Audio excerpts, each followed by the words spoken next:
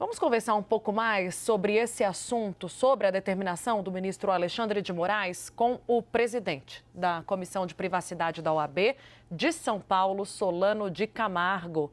A OAB, aliás, presidente, bem-vindo, boa tarde, está aguardando um retorno do Supremo Tribunal Federal sobre um questionamento feito em relação à multa para quem acessar o X pelo VPN. Queria que você explicasse com mais detalhes sobre quais são os argumentos da OAB para ter questionado esse ponto específico da decisão do ministro Alexandre de Moraes. Boa tarde. O argumento é muito simples. Essas decisões em cadeia aconteceram dentro de um inquérito já antigo que apura o possível crime das milícias digitais. E, indiretamente, acabou envolvendo a rede social X. E aí, por conta de descumprimentos, de uma série de situações, aquilo acabou escalando para uma multa, determinação de que houvesse em 24 horas a nomeação de representantes locais para que pudessem receber as sanções, as intimações, e por conta desse descumprimento, aconteceu essa decisão que acabou bloqueando o acesso de mais de 22 milhões de usuários à plataforma. E, não obstante, ela também determinou que as lojas, como da Google e da Apple, não permitissem o download de VPN, e muito menos que os usuários pudessem burlar a ordem judicial, podendo, por exemplo, usar o VPN como um subterfúgio para acessar a rede X, que está sem esse bloqueio aqui no Brasil. O ponto é que a decisão ela acabou impondo uma multa de R$50 mil para os usuários que eventualmente tentassem acessar a ordem. Só que assim, imagina, os mais de 20 milhões de usuários que poderiam, em tese, receber essa multa caso fossem flagrados usando o VPN, eles não são parte do inquérito, eles não têm poder, por exemplo, de recorrer. Aliás, nem o X pode recorrer do inquérito, porque o inquérito não é contra a plataforma. Então, essa sucessão de decisões que eu também acho importante comentar, a própria intimação se deu de uma maneira assim, totalmente atípica, não prevista em lei, foi através da própria plataforma. Isso, em conjunto, gera uma situação absolutamente inédita na história do processo civil e criminal brasileiro. Presidente, eu vou chamar para a nossa conversa nossas analistas. A Luísa Martins fala daqui de Brasília, depois a Clarissa Oliveira. Olá, boa tarde, doutor, boa tarde às minhas colegas, boa tarde a todos que nos acompanham neste sábado. Doutor, a gente viu aí, como o senhor está falando, né, o recurso da OAB se referindo especificamente a essa questão da aplicação da multa. Mas eu queria que o senhor explicasse um pouco melhor e desse a sua avaliação sobre a decisão do bloqueio em si, da plataforma X. Há um consenso de que é uma medida extrema, mas que seria, na visão do ministro, necessária para fazer o X cumprir, né, as decisões judiciais brasileiras. O senhor avalia que há um exagero ou, de fato, era a medida mais adequada? Eu não tenho a menor dúvida de que há um exagero, aliás, tem precedente na história brasileira. Equivale para mim, por exemplo, se o Supremo tivesse determinado que uma companhia de luz cancelasse, por exemplo, a ligação de uma casa e a companhia não atendeu, você vai lá e puxa a tomada de Itaipu e derruba o acesso à energia elétrica de toda uma parte gigantesca do Brasil. Foi o que ele fez. Então, assim, o Brasil ele é signatário de convenções internacionais que permitem, por exemplo, o acesso das pessoas às redes sociais. O X, como diversas outras redes sociais, é uma rede que permite, por exemplo, a obtenção de informações, o contato entre pessoas, é uma rede que você tem negócios sendo firmados. Então, você não acaba com um ecossistema de comunicação com base numa rixa que aparentemente virou pessoal. Então, quer dizer, todas essas modalidades processuais que visam o cumprimento de decisão judicial, elas foram puladas, né, atropeladas, para que justamente fizesse ali uma questão de queda de braço, em que todo mundo está observando o que acontece no Brasil.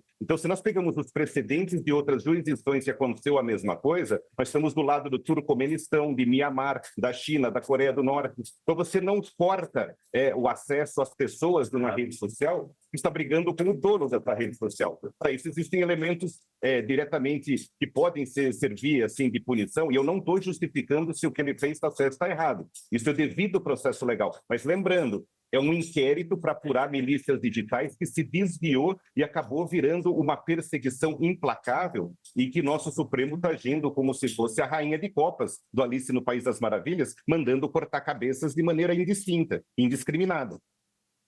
Clarissa. Presidente, boa tarde. Obrigada pela presença aqui no Agora CNN. Presidente, eu gostaria de conversar um pouco com o senhor sobre o clima que a gente vem observando dentro do próprio Supremo Tribunal Federal. Porque por mais que haja aí críticas de vários setores dizendo que essa decisão teria sido exagerada, tem muitos ministros que estão respaldando o Alexandre de Moraes e indicando, pelo menos nas conversas conosco, eu sei que ainda em reservado é um pouco mais difícil da gente discutir essa temperatura, mas que estão admitindo ali que vão acompanhá-lo, pelo menos na questão do bloqueio. Alguns falam em divergir em outros pontos, na questão da Starlink, por exemplo, a questão das VPNs, mas na questão do bloqueio haveria ali um endosso significativo, embalado ali em grande parte pela questão de soberania nacional, pela discussão a respeito do processo eleitoral aqui no Brasil, do risco que o X sem bloqueio e sem regras poderia representar para candidaturas aqui, né, para as eleições. Como que o senhor enxerga esses argumentos? E se o senhor entende que essa medida foi muito exagerada, o que justifica, na avaliação do senhor, o posicionamento de outros ministros que possam acompanhar Alexandre de Moraes? Eu diria que é uma insanidade coletiva, porque do ponto de vista jurídico, eu falo tanto das normas brasileiras, da Constituição e das convenções internacionais que o Brasil é signatário, sem contar diversas outras discussões que nós temos acompanhado ao redor do mundo, isso não tem precedente. É só nós acompanharmos o que aconteceu, por exemplo, com o fundador do Telegram na França. Ele foi preso, né, quando ele chegou de avião, vindo de um outro país, mas o Telegram continua funcionando na União Europeia. Nós temos que separar algumas coisas, que é justamente assim, será que o remédio ele pode ser muito pior do que a própria moléstia? E esse é o ponto. O Twitter, o X, ele é uma rede social muito utilizada pelos brasileiros, é muito provável e possível que existam crimes sendo cometidos ali dentro, mas para isso existe uma situação que ela é reconhecida há pelo menos 800 anos, que é o devido processo legal, fazendo que todas as situações ali possam ser defendidas, buscadas, provadas com um contraditório e as pessoas eventualmente causadoras disso possam ser punidas. Quando eu tiro da tomada uma rede social, eu estou dando um recado coletivo de que o Brasil tem um dono e que pode decidir o que é verdade, o que pode ser falado, o que pode ser expresso e onde pode ser expresso. Então nós voltamos a uma época medieval em que a igreja decidia os livros que poderiam ou não ser lidos pela população. Ou mais recentemente, voltamos para os anos 70, onde vamos impedir a venda de discos do Chico Buarque, do Caetano Veloso. Então, o grande censor, que é o papel, se for verdade, que exista apoio dentro do Supremo, e eu prefiro acreditar que não exista, é uma situação extremamente negativa para a democracia e para as próprias eleições. Porque o debate democrático, dentro do X, como em outras redes sociais, ele é a única maneira, muitas vezes, do eleitor mais assim, periférico poder conhecer os seus candidatos e se manifestar. Então, eu estou julgando justamente pela exceção, pelo fato de haver possivelmente ilícitos cometidos dentro da rede, eu vou fazer com que ninguém mais participe. Isso é ditatorial. Presidente, o que esperar dessa manifestação da OAB, diante, inclusive, dessa informação de que, a despeito de um certo desconforto na corte, há a possibilidade do endosso da maior parte da decisão de Alexandre de Moraes. E mais, né, o senhor fala sobre a diferenciação que é necessário fazer quando se pune a empresa, o X, quando, na verdade, se deveria punir o Elon Musk, o dono da empresa, né? Quais seriam as outras alternativas ao ministro Alexandre de Moraes que não a suspensão, o bloqueio da plataforma no país? Bom, o Brasil tem relações diplomáticas absolutamente bem estabelecidas com os Estados Unidos, de forma que todas as ordens judiciais que pudessem ser encaminhadas para a sede do X ou para o próprio pessoa física do Elon Musk, que é um cidadão domiciliado nos Estados Unidos, poderiam ser cumpridos via cooperação jurídica internacional. É assim que os países soberanos fazem, né, países que mantêm relações diplomáticas, e é assim que funciona. O que nós estamos querendo é obrigar, por exemplo, na decisão que se nomeie um representante legal para receber as sanções, mas com o propósito dessa pessoa ser punida, se caso, por exemplo, a diretoria do X nos Estados Unidos não concorde com a decisão do Supremo, expondo para funcionários brasileiros a uma série de penalidades não sendo sócios. Então, a questão, assim, até acredito que o X tenha muita dificuldade de nomear. Quem aceitaria ser um representante legal do X no Brasil hoje? É praticamente assinar uma sentença de prisão, de multa, de penhora. É uma exposição e uma exposição assim, inédita que coloca o Brasil justamente a julgamento internacional. E esse é um ponto que eu chamo muito a atenção, que é o fato de você querer combater a exceção, que é justamente o inquérito. Lembrando, eu vou repetir isso várias vezes, o inquérito é para verificar milícias digitais. E dali nós chegamos, e nesse inquérito, quem pode recorrer é só o Ministério Público ou, eventualmente, algum acusado. O restante não podem recorrer, o X não pode recorrer. Por isso que foi proposto um mandado de segurança, inclusive pela Starlink, como um processo novo. Então, é uma situação em que a ampla defesa está prejudicada, dentro de um processo que é de exceção, que é um inquérito que não acaba nunca, ao arrepio das normas internacionais de notificação e de intimação, deixando mais de 22 milhões de brasileiros sem acesso ao conteúdo de informação, à expressão, num ano político. Então, eu acho que o perigo mora que é invertido. Não é que o X ele prejudica as eleições. Na verdade, a ausência de um fórum adequado para a discussão e para o escrutínio dos candidatos é que prejudica a democracia. Então, eu acredito que a sociedade civil, isso com certeza deveria partir não só da OAB, mas também da imprensa, da sociedade organizada e dos usuários, é manifestar um verdadeiro protesto com relação a isso. Então, eu acho que nós precisamos resolver essa questão como nação civilizada, através do devido processo legal, inclusive, se for o caso, através de meios diplomáticos, em que se pode acertar essas arestas. Isso é muito comum no meio internacional, quando existem esses conflitos de jurisdição, que nós entendemos, e aqui é um caso de conflito de jurisdição, que eu entendo que essa medida do Supremo não foi feita via carta rogatória como deveria, porque existe uma recusa reiterada da Justiça dos Estados Unidos em cumprir as ordens emanadas do Supremo, em que eles consideram lá violadores da primeira emenda.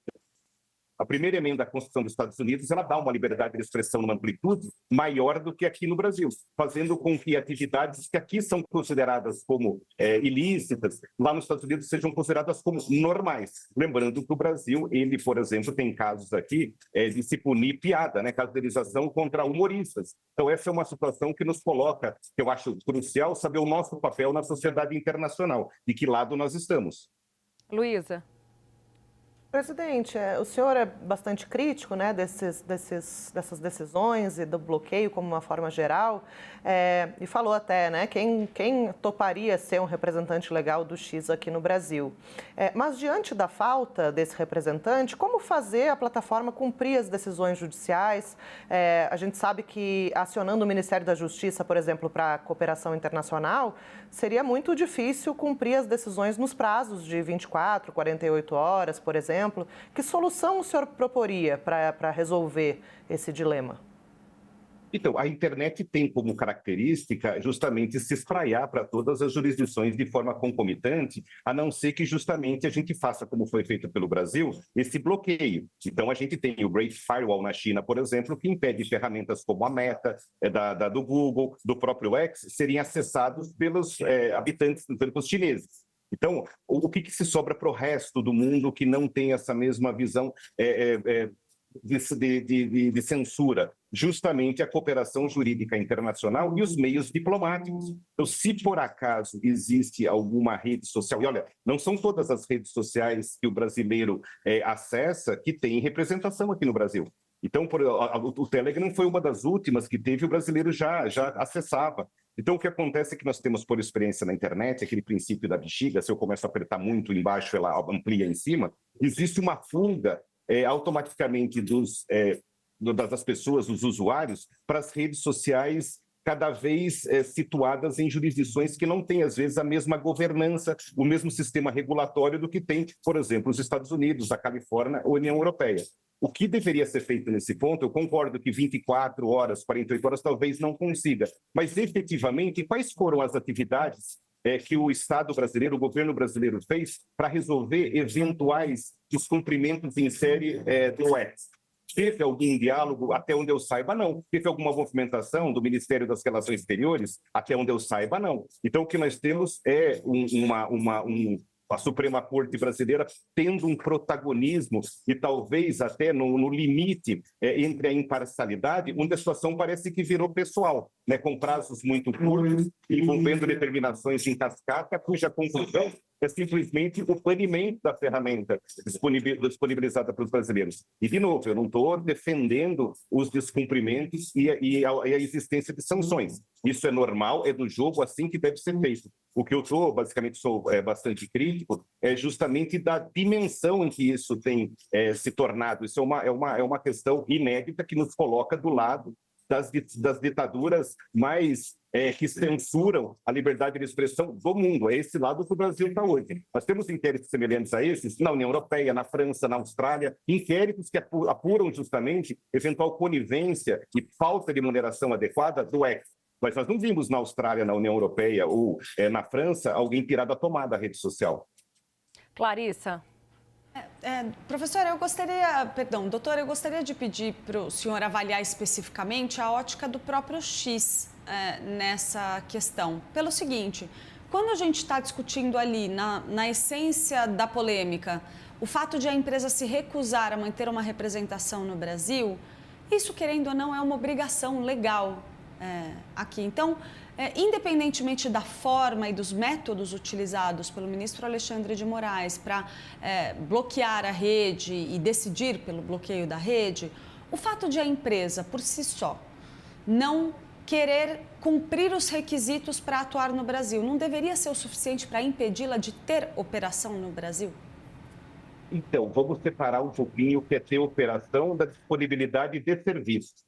O que o X fez, né, foi anunciado, é o fechamento da operação no Brasil. Então, ele não tem mais escritório comercial, ele não faz mais a venda direta de publicidade, de tráfego pago e essas coisas. Nesse sentido, o Código Civil não se aplica mais. O Código Civil, ele determina que as empresas que atuem, que tenham operação, indiquem um representante legal. Mas eles Se continuam ele saiu do Brasil, isso de pode ser clientes considerado brasileiros, né, doutor? Porque os clientes brasileiros continuam pagando por assinaturas, as empresas brasileiras continuam promovendo os seus produtos ali por meio da plataforma diretamente, que seja por um cartão de crédito, eles continuam fazendo dinheiro no Brasil. Não, sim, como nós também comprávamos da Amazon sem que a Amazon tivesse um escritório antes no Brasil. Então, o fato de ser um produto digital, ele tem essa peculiaridade que às vezes permite à empresa, não estando, né, fisicamente aqui no Brasil, ter acesso ao mercado brasileiro. O que o X fez ao ter fechado a representação aqui no Brasil é o que nós chamamos no direito internacional de fraude à lei. Ele fraudou a lei justamente para não ser intimado. E, por outro lado, o que diz, né, o Elon Musk, que, na verdade, ele foi obrigado porque os representantes estavam sendo perseguidos e, possivelmente, existiria mesmo a chance de ter os executivos, eventualmente, teriam os bens penhorados ou enfim, até serem presos. Então, a discussão que tem aqui é se a medida tomada pelo X, isso vai depender do devido processo legal, foi uma medida, assim, como se fosse de legítima defesa contra ordens tidas como exageradas ou indevidas ou inconstitucionais, ou se ele cometeu fraude à lei. Não é uma questão tão simples. Presidente, a gente agradece a sua participação no nosso plantão de hoje, no Agora CNN de sábado, aqui a conversa e os esclarecimentos. Até uma próxima, um bom trabalho. Muito obrigado. Boa tarde.